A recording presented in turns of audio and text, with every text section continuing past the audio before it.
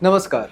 पिछले कुछ दिनों से देश तमाम तरीकों की समस्याओं से जूझ रहा है। कभी बाढ़ से कई इलाके की डूबने की खबरें सामने आ रही है, तो कभी लैंडस्लाइड्स की वजह से जान माल की नुकसान की जानकारी आती है। इसके अलावा बेरोजगारी और क्राइम जैसी तमाम समस्याएं तो है ही, लेकिन इन सब के बीच एक घटना जो सबका ध्यान लगातार खींच रही थी, वो थी एक ही शख्स को बार बार सांप काटने की खबर। वो भी कोई एक दो बार नहीं, बल्कि सात सात बार। अब इस कहानी में एक ट्विस्ट आया है। दावा किया गया है कि यूपी के फतेहपुर में रहने वाले विकास दुबे नाम के उस शख्स को सांप सिर्फ उसके घर पर ही नहीं, बल्कि रिश्तेदारों के यहाँ चले जाने पर भी काट ले रहा था। इस मुसीबत ने सिर्फ उस इंसान और उसके परिवार वालों को ही नहीं, बल्कि बाकी लोगों को भी परेशान कर दिया था। खबर जिसने भी पढ़ी, सबका सिर चकरा गया। मामले ने तूल पकड़ा तो सरकार ने जांच के आदेश दिए। डॉक्टर्स की टीम गठित की गई। 4 दिन तक इस मामले पर पूरी जांच पड़ताल हुई। फिर 16 जुलाई को डॉक्टर्स की 3 सदस्यीय टीम ने रिपोर्ट डीएम को सौंप दी। अब घटना की पूरी सच्चाई सामने आई है। रिपोर्ट के मुताबिक जांच में इस बात की पुष्टि हुई है कि विकास नाम के उस शख्स को सांप ने 7 बार नहीं, बल्कि सिर्फ एक बार ही काटा था।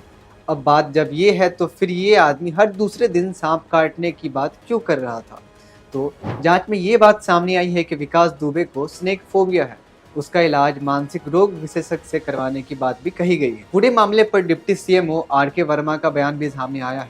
डिप्टी सीएमओ के अनुसार 6 बार इलाज के जो पर्चे चेक किए गए हैं, उससे पता चलता है कि युवक को एंटीवेनम लगाया गया था। एंटीबायोटिक और अन्य इंजेक्शन भी दिए गए थे। जांच में स्नेक फोबिया की बात सामने आई है। परिवार वालों से बातचीत कर मानसिक रोग विशेषज्ञ से युवक का इलाज कराए जाने की बात भी कही गई है। दरअसल फतेहपुर जिले के मलवा थाना क्षेत्र के सौड़ा गाँव के रहने वाले विकास दुबे के मुताबिक 2 जून की रात 9 बजे बिस्तर से उतरते हुए उन्हें पहली बार सांप ने काटा, जिसके बाद उसके परिजनों ने जल्द ही युवक को पास के एक प्राइवेट नर्सिंग होम में भर्ती कराया। दावा किया गया कि इसके बाद से ये सिलसिला लगातार चलने लगा और सांप ने कुल 7 बार काट लिया। विकास ने इस घटनाओं को लेकर एक और बड़ा दावा किया। उसने कहा कि हर बार सांप के काटने से पहले उसे आभास हो जाता है कि उस पर सांप हमला करने वाला है।